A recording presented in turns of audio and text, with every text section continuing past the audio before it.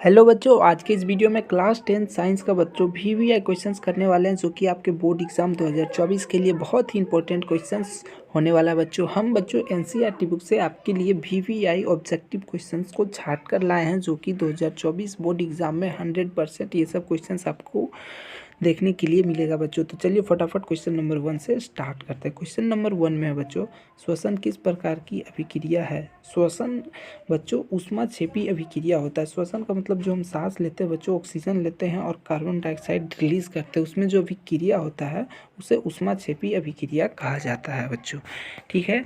Question number 2, ferrous sulphate crystal का रंग होता है। फेरस सल्फेट क्रिस्टल का रंग जो होता है बच्चों वो हरा होता है। ठीक है, याद रखिएगा, बहुत ही इंपॉर्टेंट क्वेश्चंस है ये सब बच्चों।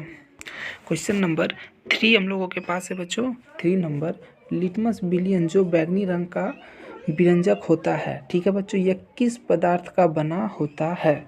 तो बच्चों ये जो है लीचेन का बना होता है बच्चों। ठीक है, लिटमस विलयन का जो बैगनी रंग का रंजक होता है बच्चों, ये रंजक लीचेन का बना हुआ होता है। क्वेश्चन नंबर 4 है बच्चों, निम्नलिखित में कौन बेकिंग पाउडर है। तो बच्चों मिश्रण जो है, मिश्रण एक बेकिंग पाउडर होता है। ठीक है बच्चों, मिश्रण बेकिंग पाउडर का होता है।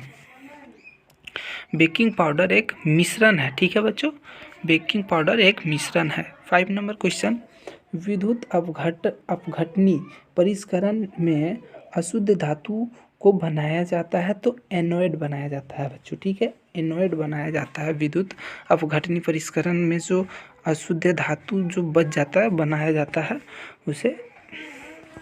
6 नंबर क्वेश्चन, सीसा और टीन की मिश्रित धातु को कहते हैं। सीसा और टीन को जब मिलाकर जो पदार्थ बनता है बच्चों वो सोल्डर बनता है। ठीक है, सीसा और टीन का जो मिलाकर धातु बनाया जाता है वो सोल्डर बनता है।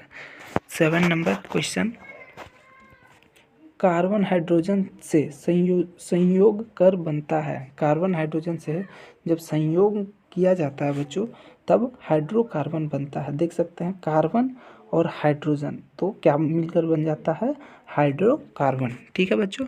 8 नंबर क्वेश्चन है, इथेन में कितने संयोजक अवंधक है। तो बच्चों इथेन में जो टोटल आपका 7 संयोजक अवंधक होते हैं। ठीक है बच्चों। 9 नंबर क्वेश्चन, आवर्त सारणी के ऊर्ध्व स्तंभों को क्या कहा जाता है। आवर्त सारणी के जो ऊर्ध्व स्तंभ होते हैं बच्चों उसे वर्ग कहा जाता है बच्चों। ठीक है, उसे वर्ग कहा जाता है। क्वेश्चन नंबर 10 हम लोगों के पास, आवर्त सारणी में कितने वर्ग होता है। तो आवर्त सारणी में टोटल 18 वर्ग होते हैं। ठीक है। क्वेश्चन नंबर 11, पत्तियों में गैसों का आदान प्रदान कहाँ से होता है। तो बच्चों पत्तियों में गैसों का जो आदान प्रदान होता है, पत्ती जैसे पेड़ का जो ये होता है रंध्र में होता है। ठीक है बच्चों, रंध्र में गैसों का आदान प्रदान, पत्तियों में आदान प्रदान रंध्र से होता है। 12 नंबर क्वेश्चन, पौधे में वास्तुसर्जन किस भाग में होता है।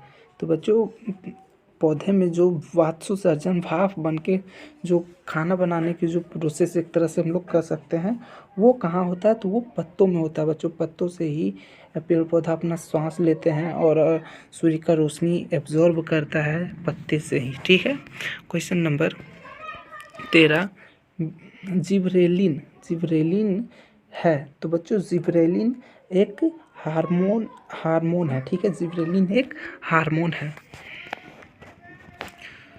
शरीर में समन्वय किसके द्वारा होता है। शरीर में जो हमारा समन्वय होता है तंत्रिका तंत्र एवं अंत्र सावित्री तंत्र के द्वारा होता है। ठीक है, समन्वय। 15 नंबर क्वेश्चन, अलैंगिक जनन मुकुलन द्वारा होता है। अलैंगिक जनन जो है बच्चों वो हमारा इष्ट, ठीक है, इष्ट मुकुलन द्वारा होता है, इष्ट। 16 नंबर क्वेश्चन, जड़ें विकसित होती है। जड़ें जो होती है ना बच्चों वो मुकुलांकुर से विकसित होती है। ठीक है। 17 नंबर क्वेश्चन, जीव की जीनी संरचना को कहा जाता है। जीव की जो जीनी संरचनाएं होती है बच्चों, जीव की जीनी संरचनाएं वो जीना प्रारूप के द्वारा मतलब संरचना को कहा जाता है। ठीक है। 18 नंबर क्वेश्चन, समरूप अंग होते हैं। समरूप अंग जो होते हैं वो कार्य में सामान्य होते हैं। कार्य में क्या होते हैं? समरूप अंग जो होते हैं बच्चों वो कार्य में एक ही कार्य करते हैं, कार्य में सामान्य रूप से होते हैं। 19 नंबर क्वेश्चन, मोटर कार के हेडलाइट में किसका प्रयोग होता है? तो मोटर कार के जो हेडलाइट होता है बच्चों उसमें अवतल दर्पण का प्रयोग होता है। ठीक है, मोटर कार के हेडलाइट में अवतल दर्पण का प्रयोग होता है। क्वेश्चन नंबर 20, यदि किसी अवतल दर्पण का फोकस दूरी f तथा वक्रता त्रिज्या r हो तो फॉर्मूला होता है f=r/2। ठीक है, तो ये इसका करेक्ट आंसर हो जाएगा बच्चों, f=r/2। 21 नंबर क्वेश्चन, आकाश का रंग नीला प्रतीत होता है। तो प्रकाश के परावर्तन के कारण बच्चों आकाश का रंग जो है वो नीला प्रतीत होता है। 22 नंबर क्वेश्चन है, मानव नेत्र जिस भाग पर किसी वस्तु का प्रतिबिंब बनाता है वह है, तो वह दृष्टिपटल है बच्चों, जिस पर मानव नेत्र में किसी वस्तु का क्या बनता है? प्रतिबिंब बनता है। कहाँ बनता है? दृष्टिपटल पे। 23 नंबर क्वेश्चन, विद्युत धारा का मात्रक होता है। तो बच्चों विद्युत धारा का जो मात्रक होता है वो एम्पियर होता है, तो डी इसका करेक्ट आंसर हो जाएगा। 24 नंबर क्वेश्चन, निम्न में से कौन सा संबंध सत्य है? तो V=IR जो है बच्चों ये संबंध सत्य है, तो सी इसका करेक्ट आंसर हो जाएगा। 25 नंबर क्वेश्चन, डायनेमो का सिद्धांत आधारित है। बच्चों डायनेमो का जो सिद्धांत है वो विद्युत चुंबकीय प्रेरण पर आधारित है। ये करेक्ट आंसर हो जाएगा, विद्युत चुंबकीय प्रेरण पर डायनेमो आधारित है। विद्युत धारा उत्पन्न करने की युक्ति को कहते हैं। विद्युत धारा जो उत्पन्न करने की जो विधि होती है बच्चों उसे जनित्र कहते हैं। ठीक है बच्चों, जनित्र कहा जाता है। 27 नंबर क्वेश्चन, जीवाश्म ईंधन का उदाहरण है। तो जीवाश्म ईंधन बच्चों कोयला, लकड़ी, गोबर गैस, ये सभी तीनों जो है बच्चों ये जीवाश्म ईंधन का उदाहरण है। कोयला भी जीवाश्म ईंधन का होता है बच्चों, लकड़ी भी जीवाश्म ईंधन और गोबर गैस भी जीवाश्म ईंधन का एक उदाहरण है, तो डी इसका करेक्ट आंसर हो जाएगा। 28 नंबर क्वेश्चन, निम्न में से कौन बायोगैस ईंधन का स्रोत नहीं है? तो बच्चों लकड़ी, गोबर गैस, ये क्या है? लकड़ी जीवाश्म ईंधन, ये भी गोबर गैस जीवाश्म ईंधन, और कोयला भी जीवाश्म ईंधन, और नाभिकीय ऊर्जा जो है बच्चों ये बायोगैस ईंधन नहीं है। ठीक है, तो ये आपका सही आंसर हो जाएगा। नाभिकीय ऊर्जा जो है वो बायोगैस ईंधन नहीं है।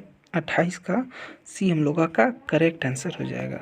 30 नंबर क्वेश्चन है बच्चों हम लोगों का, निम्नलिखित में कौन जैव अनवीकरणीय पदार्थ है?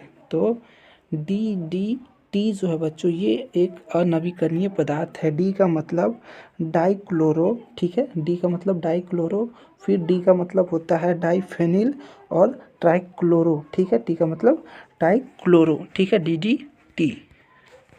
30 नंबर क्वेश्चन जो कि आखिरी क्वेश्चन है हम लोगों का बच्चों इस सेट का, निम्नलिखित संसाधनों में से किन संशोधित रूप से प्रयोग करने की आवश्यकता है? यानी बच्चों कोयला, पेट्रोलियम, वन उपयुक्त सभी, इन सभी का उपयोग बच्चों हमें पूरी तरह से करनी चाहिए, क्योंकि अगर कोयला भी सीमित है बच्चों, पेट्रोलियम भी सीमित है और वन भी, लकड़ियाँ भी सीमित है, तो इसे आधा अधूरा प्रयोग नहीं करना चाहिए, पूरा प्रयोग करना चाहिए ताकि इसका खपत कम हो और जिससे पर्यावरण में ज़्यादा समय तक ये चल सके। ठीक है बच्चों, तो इसका आंसर हो जाएगा उपयुक्त सभी। ऐसे ही हमारे चैनल पे वीडियो आते रहेंगे, इसलिए चैनल को सब्सक्राइब करें, वीडियो को लाइक करें और वीडियो को अपने दोस्तों में फटाफट शेयर कर दें।